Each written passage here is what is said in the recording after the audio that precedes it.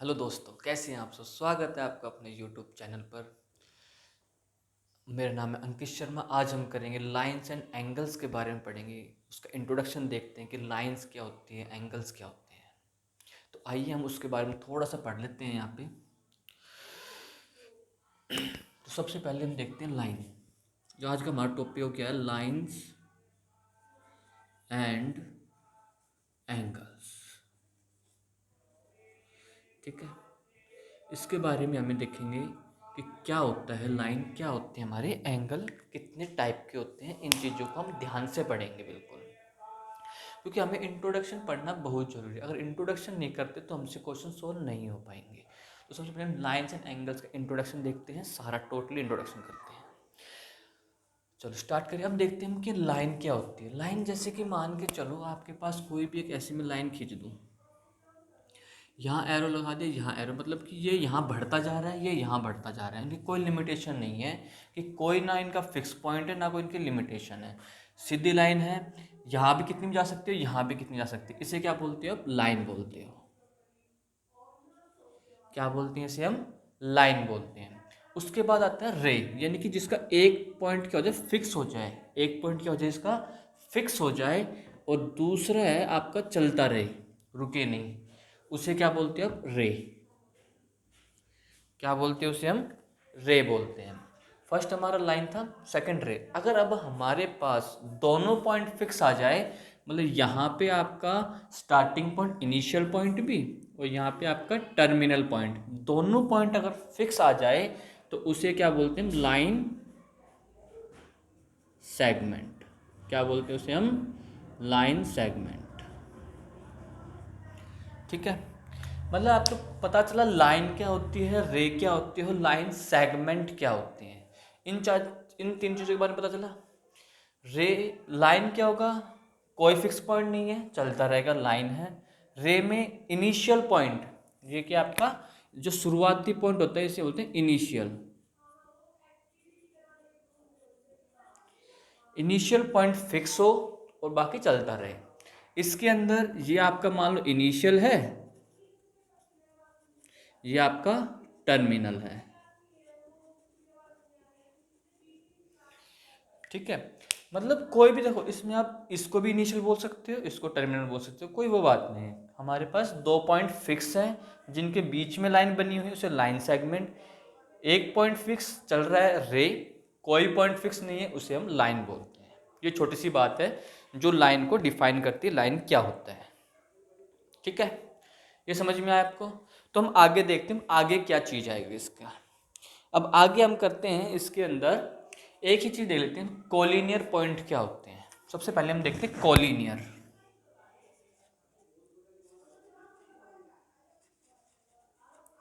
Collinear point, इसके बारे में देख लेते हैं क्या होता है। कोलिनियर, तो को मतलब होता है एक से ज्यादा, वैसे दो को बोलते हैं हम को।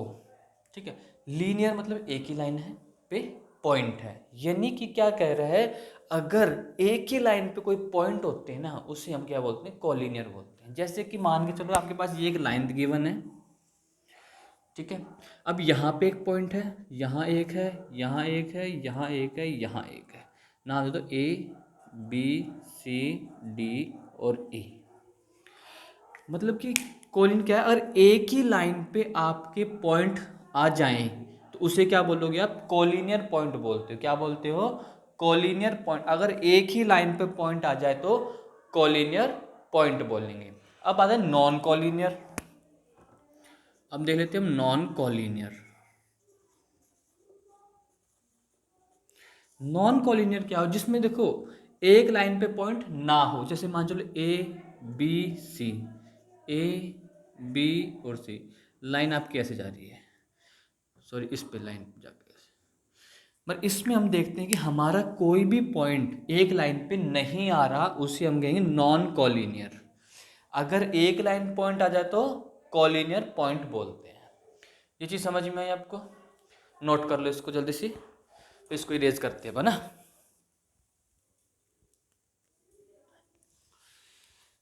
कर लिया होगा आपने, तो इसको मिटा देते हैं अब हम।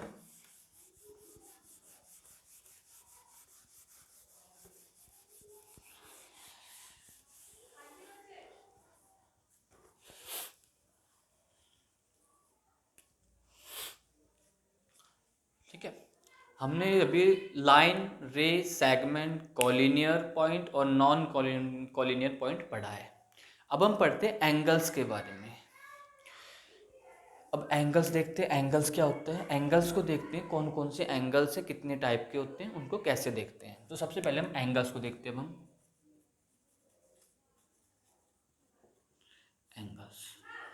एंगल्स के अंदर अगर कोई एक पॉइंट फिक्स होगा यहाँ पर, ठीक है, एक लाइन ऐसी होगी और दूसरी लाइन कुछ ऐसी होगी।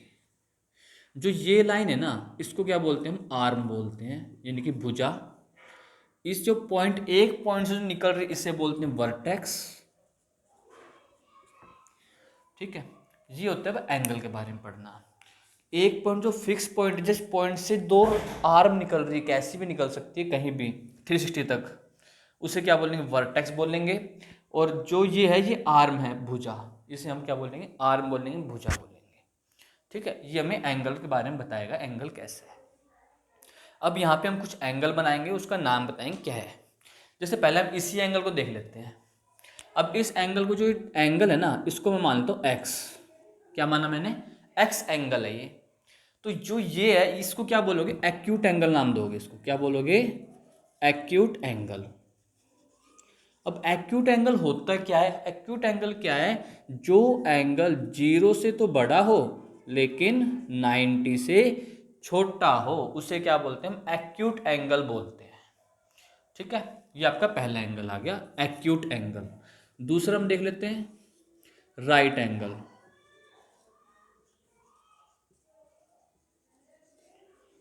दूसरा कौन सा आपका, राइट एंगल। तो राइट एंगल क्या होगा, राइट एंगल कुछ ऐसा बनेगा।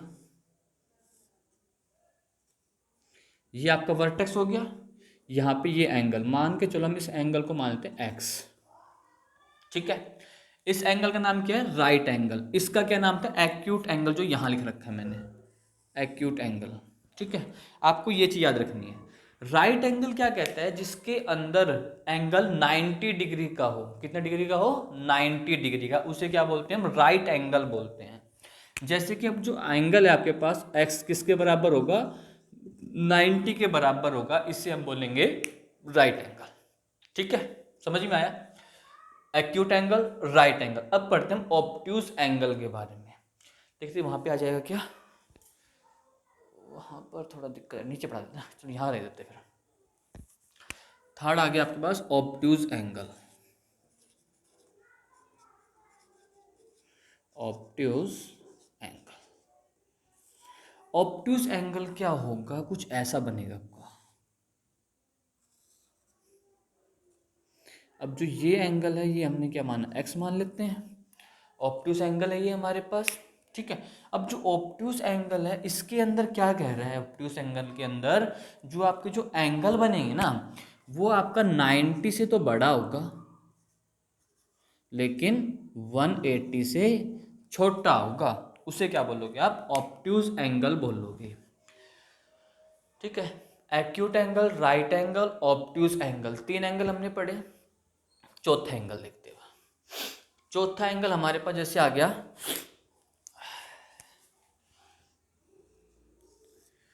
करते हम स्ट्रेट एंगल।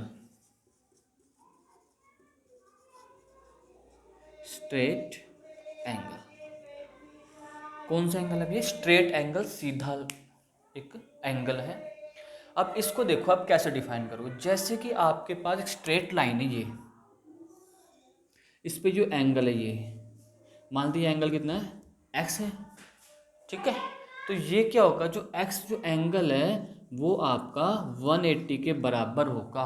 उसे क्या बोलते हैं, हम स्ट्रेट एंगल बोलते हैं। क्या बोलते हैं, स्ट्रेट एंगल बोलते हैं।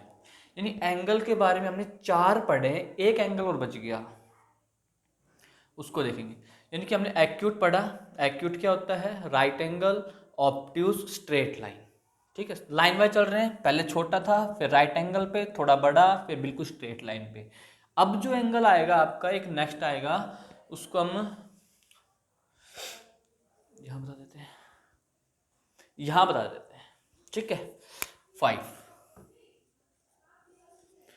अब ये एंगल आपका रिफ्लेक्सिव, रिफ्लेक्स एंगल क्या हो गया ये, एक मिनट।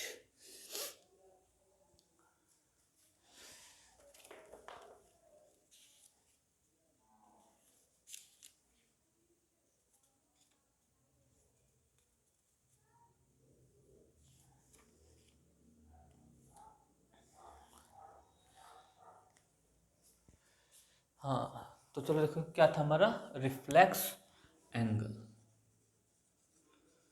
अब सही चल रहा है ना ये। हाँ रिफ्लेक्स एंगल, तो रिफ्लेक्स एंगल क्या है देखो, रिफ्लेक्स एंगल जैसे कि आपका एक एक्यूट एंगल बना देते हैं हम, ये वाला, ये वर्टेक्स, ये दो आर्म हो गई आपकी। अब रिफ्लेक्स एंगल इसके बाहर वाला एंगल कहा जाएगा ऐसे, रिफ्लेक्स एंगल क्या कहा जाएगा, इससे बाहर वाला एंगल को क्या कहा जाएगा, रिफ्लेक्स एंगल कहा जाएगा। ठीक है। अब जो रिफ्लेक्स एंगल है वो जैसे हमने क्या माना, एक्स ही मान सबने, तो इसको भी एक्स मान लेते हैं। अब इसके अंदर क्या है, जो ये एंगल है ना, ये आपका 180 से तो बड़ा होगा लेकिन 360 से छोटा होगा। ये क्या है आपका, रिफ्लेक्सिव एंगल। क्या ये, रिफ्लेक्सिव। हमने 5 एंगल पढ़े हैं, एक्यूट, राइट, ऑब्ट्यूस, स्ट्रेट और रिफ्लेक्स। रिफ्लेक्स एंगल, ये 5 एंगल पढ़े, इन पांचों एंगल को आप नोट कर लो। ठीक है, जल्दी से एक बार, उसके बाद हम आगे देखते हैं आगे क्या कराते हैं। कर लिया होगा आपने नोट, चलो मिटा देते हैं अब इसको।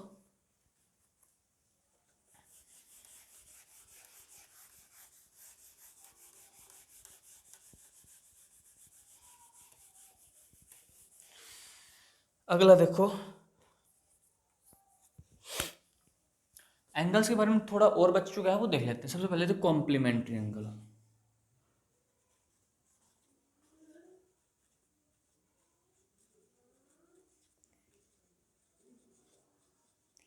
कॉम्प्लीमेंट्री एंगल क्या होता है, कॉम्प्लीमेंट्री एंगल, तो मेरी बात सुनो ध्यान से ना। कॉम्प्लीमेंट्री एंगल होता है किसी भी दो एंगल का सम 90 डिग्री आए, उसे क्या बोलोगे, कॉम्प्लीमेंट्री एंगल बोलोगे। कोई भी दो एंगल, आप कुछ डायग्राम दे रखा है, किसी भी दो एंगल का अगर सम मतलब ऐड यानी कि जोड़ अगर आपका 90 डिग्री आता है तो उसे आप कॉम्प्लीमेंट्री एंगल बोलते हो। जैसे कि हम देख लेते हैं कि मान लो angle A plus angle B अगर 90 डिग्री आ जाए ना, अगर कितना आ जाए, 90 डिग्री आ जाए, तो उस एंगल को हम कॉम्प्लीमेंट्री एंगल बोलते हैं। नॉर्मल सी बात है। ठीक है। अगला सप्लीमेंट्री एंगल।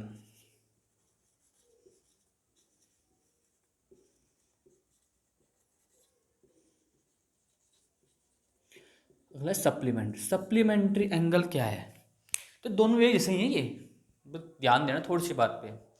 कॉम्प्लीमेंट्री क्या था, किसी भी दो एंगल का सम 90 डिग्री आए उसे कॉम्प्लीमेंट्री बोलते हैं। अब क्या है, कोई भी दो एंगल का सम यानी कि जोड़ अगर 180 डिग्री आ जाए ना, तो उसे क्या बोलेंगे हम, सप्लीमेंट्री एंगल बोलोगे। बात समझ में आई। दो एंगल सम 90 तो कॉम्प्लीमेंट्री है, 180 तो सप्लीमेंट्री एंगल। ये नाम याद रखने हैं आपको कि कॉम्प्लीमेंट्री एंगल क्या होता है, सप्लीमेंट्री एंगल क्या होता है। इस चीज़ को आप ध्यान से देखो।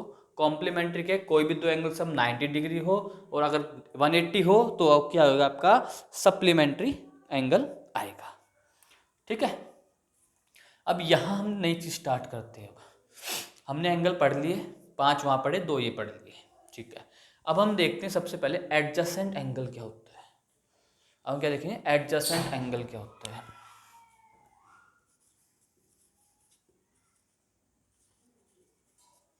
एडजसेंट एंगल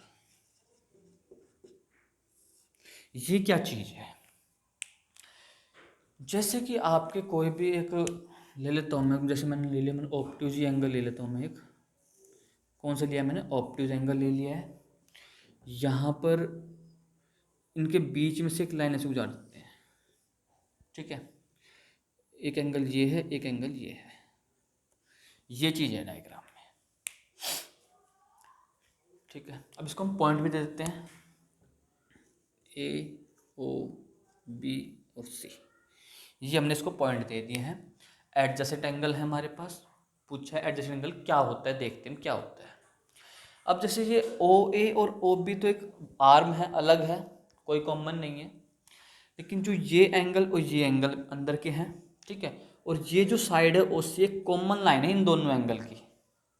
जो ओ सी है ना, ये कॉमन आर्म है किसकी, इन पूरे एंगल में एक ही लाइन है ओ सी जो बीच में आ रही है बिल्कुल, ठीक है। तो हम इसमें करेंगे क्या, यानी कि अगर देखते हैं जो ये लाइन है, एडजेसेंट एंगल क्या होगा, कोई भी जो ट्रायंगल होगा ना उसमें एक तो ये कॉमन लाइन होनी चाहिए और ये दो एंगल आने चाहिए। जो ये एंगल होंगे ये आपस में बराबर होंगे, ठीक है।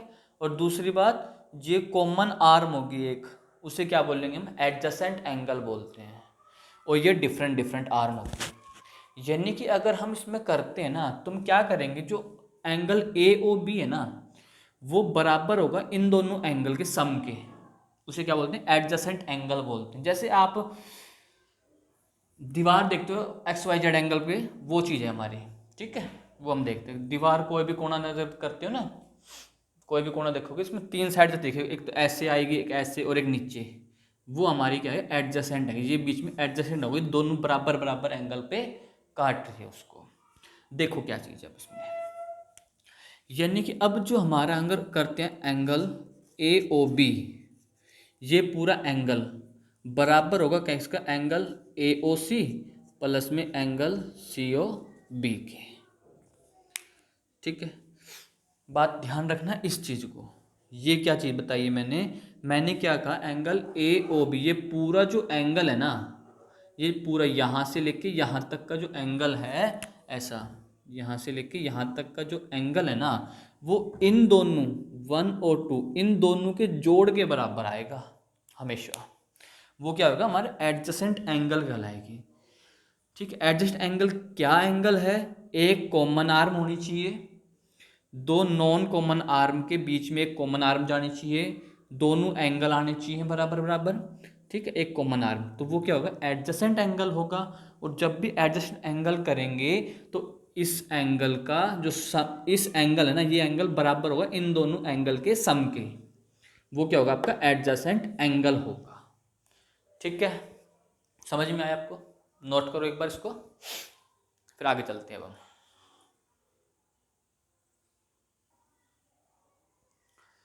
हाँ तो नोट कर लिया होगा आपने, मिटा देते हैं हम इसको।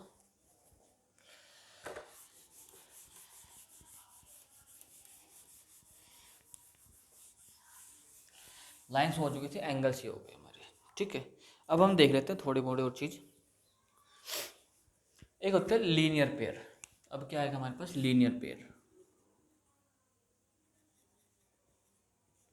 लीनियर पेयर, लीनियर पेयर क्या होता है, जैसे आपकी एक स्ट्रेट लाइन है, ठीक है, यहाँ पे मान लो वर्टेक्स था वो, और ये दो आर्म है आपकी, यहाँ से हमने एक लाइन खींच दी ऐसे, कोई भी एक लाइन स्ट्रेट लाइन कोई भी खींच दी ऐसे करके, ठीक है, मिटा देते हैं उसको।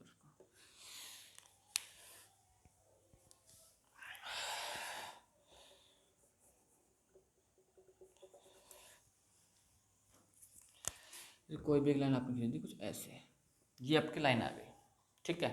और हमें पता है जो पूरा एंगल है ये आपका 180 है। यानी लीनियर पेयर क्या कहता है अब इसके अंदर,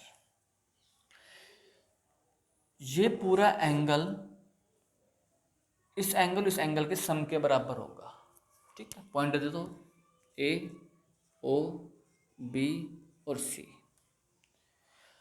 क्या है लीनियर पेयर की, एंगल ए ओ बी बराबर होगा angle A O C plus angle C O B के, ये क्या है आपका लीनियर पेयर। और जो एंगल ए ओ बी है वो किसके बराबर होगा, 180 के बराबर होगा, किसके बराबर होगा, 180 डिग्री के। इसे क्या बोलते हैं, लीनियर पेयर बोलते हैं। ये जो एंगल ए ओ बी है वो 180 हो, ठीक है, और एंगल ए ओ सी ये वाला एंगल और ये वाले एंगल का जोड़ ये पूरा एंगल आएगा, वो चीज बताएगी, तो ये है लीनियर पेयर। जैसे हमने पीछे एडजेसेंट पढ़ा था ना, बिल्कुल वैसा ही हमारा लीनियर पेयर, ठीक है। लीनियर पेयर समझ में आया आपको। अब इससे हम नेक्स्ट कर लेते हैं, जैसे हम नेक्स्ट इसका करते हैं इंटरसेक्टिंग लाइन, अगला करते हैं हम इंटरसेक्टिंग लाइन।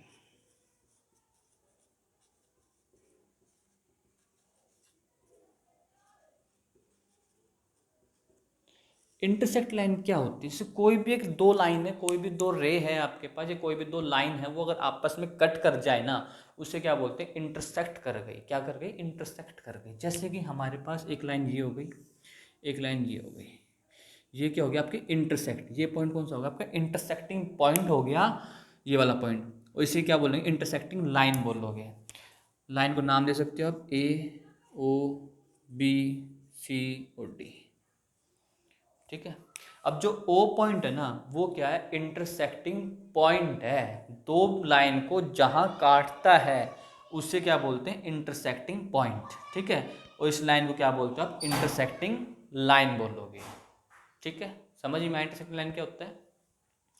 जब इंटरसेक्टिंग लाइन हमारा हो चुका है तो यही हम कर लेते हैं non intersecting line. Non intersecting line. देखो अब इसके बारे में, नॉन इंटरसेक्टिंग मतलब जो लाइन इंटरसेक्ट ना हो, यानी जो लाइन आपस में एक दूसरे को ना काटे, वो क्या होगा? Non intersecting line. जैसे फॉर एग्जांपल हम देख लेते हैं ये वाली। अब ये क्या? हमारी पैरेलल लाइन है। ठीक है, पैरेलल लाइन है।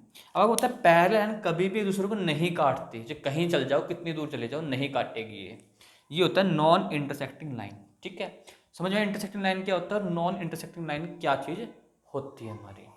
क्या आपको समझ में आया? ठीक है, इसको जल्दी से नोट करो। उसके बाद अब एक चीज़ करेंगे जो इम्पोर्टेंट है काफ़ी, और उसी के अंदर हम सारे के सारे एंगल को डिफाइन करेंगे। एक एक एंगल को डिफाइन करते चलेंगे, आपको एक एक एंगल देखना है, उसका समझना है क्या होता है, कैसे होता है। अब जो चीज़ हम बताएंगे ना, वो कुछ ज़्यादा इंपॉर्टेंट है। पूरे लाइंस और एंगल्स एक ही चीज़ में सीखेंगे हम।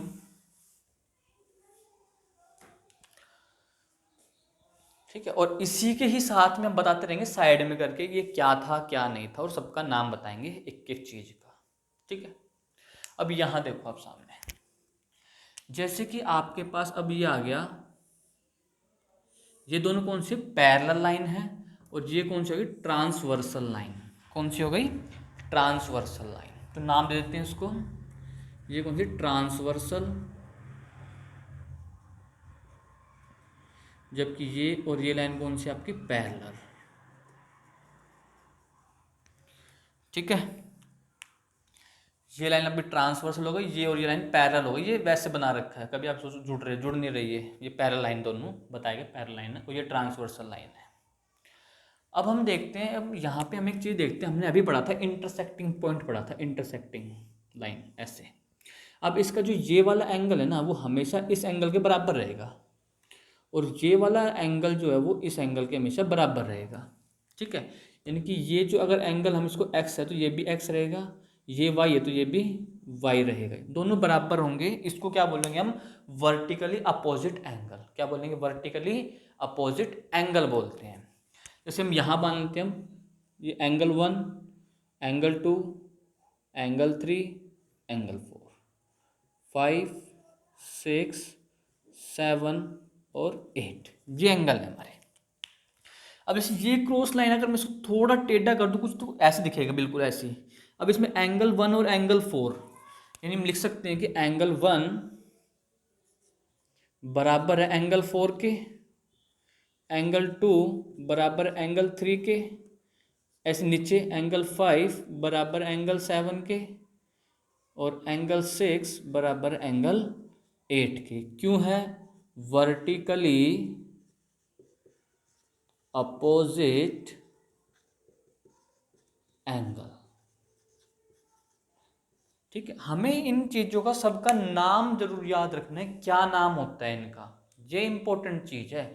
और हमने यहाँ एंगल अब मान लिए 1 2 3 4 जो भी है, हमने सब कुछ धर लिया, वर्टिकली वो समझा भी दिया, जो इंटरसेक्टिंग पॉइंट के क्रॉस में आए वो आपके एंगल बराबर होगा। इसी अकॉर्डिंग 1 और 4 बराबर था, 2 3 5 7 और 6 और 8 आपका बराबर है, क्या नाम है? वर्टिकली अपोजिट एंगल से। ठीक है, नेक्स्ट देखते हैं, नेक्स्ट क्या चीज़ है। नेक्स्ट अगर हम देखते हैं, हमने देखा कि दो पैरेलल लाइन है। ठीक है, अब थोड़ा यहाँ पे समझ लेते हैं इस चीज़ को, यहाँ देख लेते हैं ना। जैसे एक लाइन थी, अब मान लो ये 60 डिग्री है, अब ये हमें पता है स्ट्रेट लाइन है, तो ये कितना बनेगा 120 बनेगा नहीं बनेगा, आप मुझे बताओ, ये 120 बनेगा नहीं बनेगा, बनेगा ना, क्योंकि वन स्ट्रेट लाइन है 180 के बराबर में, ये 60 था वह 120 आ गया। अब यहाँ देखो यहाँ क्या आएगा, अब जो हम देखते हैं कि जो भी एक लाइन है पैरेलल है, इसको हम कॉमन कर दे तो ये और ये 180 होगा, तो इसमें ये एंगल क्या बनेगा 60 का, और ये क्या बन जाएगा आपका 120 बन जाएगा। ठीक है, समझ में आया बात आपको। अब यहाँ देखते हैं हम क्या करेंगे इसमें, क्योंकि देखो लाइन ऐसी थी बिल्कुल, ये स्ट्रेट लाइन थी, तो ये 60 है तो ये भी पैरेलल लाइन पे 60 रहेगा। ठीक है, और ये 120 तो 120 रहेगा, यानी इसके अकॉर्डिंग जो एंगल 1 बराबर होगा एंगल 5 के, एंगल 1 बराबर एंगल 5 के, एंगल 2 बराबर एंगल 6 के, एंगल 3 बराबर एंगल 8 के, और एंगल 4 बराबर एंगल 7 के है। नाम क्या दोगे, कॉरस्पॉन्डिंग एंगल, कॉरस्पॉन्डिंग एंगल, क्या नाम रहेगा इनका, कॉरस्पॉन्डिंग एंगल रहेगा। ठीक है, 1 5 के, 2 6 के, 3 8 के और 4 7 के, क्या नाम आएगा इसका, कॉरस्पॉन्डिंग एंगल। समझ में आया यहाँ तक। नेक्स्ट देखते हैं, यानी दो एंगल समझ में, वर्टिकल अपोजिट समझ में आ गया, कॉरस्पॉन्डिंग हमें समझ में आ गया। अगला देखते हैं, अगला क्या है। अगला हमने अभी एक इसी के अंदर देखा कि 60 और 120 हमेशा आपके क्या रहेंगे 180 रहेंगे, यानी कि जो आपका अंदर वाले एंगल है या फिर बाहर वाले एंगल है, चाहे ये एंगल का ऐड कर लो आप, चाहे इन बाहर वाले एंगल का, दोनों बाहर दोनों अंदर, हमेशा क्या रहेगा 180 ही रहेगा।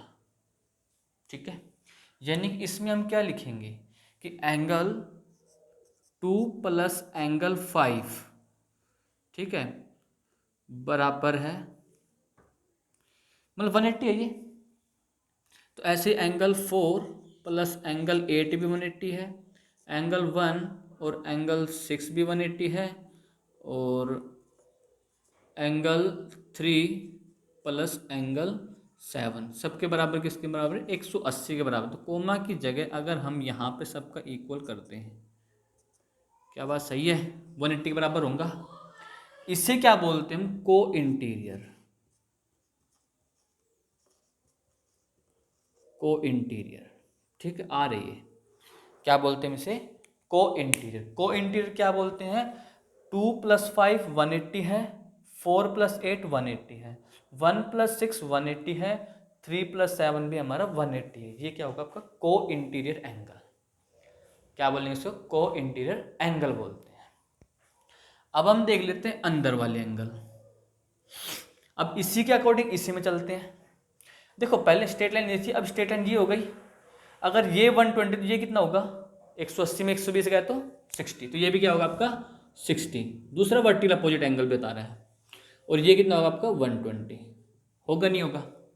तो इसके अकॉर्डिंग अब देखो ये वाला 60 और ये वाला 60 बराबर आ रहे हैं, तो ये वाला और ये वाला इक्वल आ रहे हैं, तो ये 120 है तो ये भी क्या आएगा आपको 120 ही आएगा। समझ पा रहे हो ना बात को। तो अब इसके अकॉर्डिंग देखते हैं हम क्या चीज़ है, यानी कि एंगल जो 4 है ना वो बराबर होगा एंगल 5 के, एंगल 4 बराबर है एंगल 5 के, और एंगल 2 बराबर है एंगल 8 के। क्यों है, अल्टरनेट इंटीरियर एंगल। किस लिए है, अल्टरनेट, अल्टरनेट मतलब आगे साइड में बिल्कुल, ठीक है, अल्टरनेट और अंदर है तो इंटीरियर एंगल है। ऐसे बाहर देखो आप, ये 60 है तो आपका ये भी क्या बन जाएगा 60 ही बनेगा,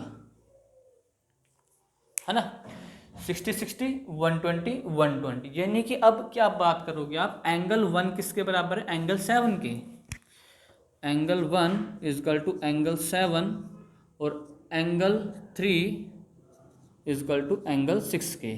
क्यों है, अल्टरनेट एक्सटीरियर एंगल के, क्यों है अल्टरनेट एक्सटीरियर एंगल के बराबर है। ठीक है, समझ में आई हमें। ये सारे एंगल हमें पढ़ने, वर्टिकल अपोजिट क्या होता है, कॉरस्पॉन्डिंग क्या होता है, को इंटीरियर क्या होता है, अल्टरनेट इंटीरियर क्या है और अल्टरनेट एक्सटीरियर एंगल हमारा क्या होता है, ये हमने अच्छे से पढ़ा, क्या होते हैं क्या नहीं होते।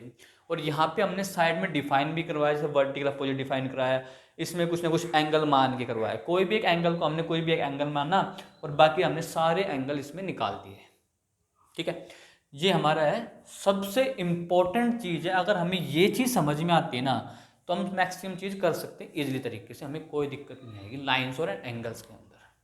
तो सबसे इम्पोर्टेंट चीज़ यही है जो आपको याद रखना है, एक एक चीज़ याद रखना है, एक एक चीज़ समझना है। इसका आपको डायग्राम बना के मैंने हर चीज़ बताई है, कैसी होगी कैसे नहीं होगी।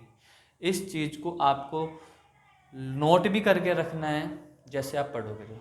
ठीक है, ये आपका लाइंस एंड एंगल्स का इंट्रोडक्शन हो चुका है। तो आज की वीडियो में इतना ही रखते हैं, बाकी करेंगे आगे, इससे कुछ क्वेश्चंस लेके आएंगे, वो क्वेश्चंस करेंगे। ठीक है, अगर आपको मेरी वीडियो अच्छी लगे तो प्लीज़ इसे लाइक कर दीजिए, अपने दोस्तों से शेयर कीजिए और चैनल को सब्सक्राइब करना बिल्कुल ना भूलें। साथ ही साथ बेल आइकन भी प्रेस कर दिया कीजिए। ठीक है, ओके, आपको समझ में आया लाइंस एंड एंगल्स क्या होते हैं। Introduction is very most important for our chapter. अगर हम हमारे चैप्टर को करने से पहले इंट्रोडक्शन को ध्यान से करते हैं ना तो चैप्टर हमारे इजी हो जाते हैं और आसानी से पूरे चैप्टर को सोल्व कर सकते हैं। Okay, thank you for this.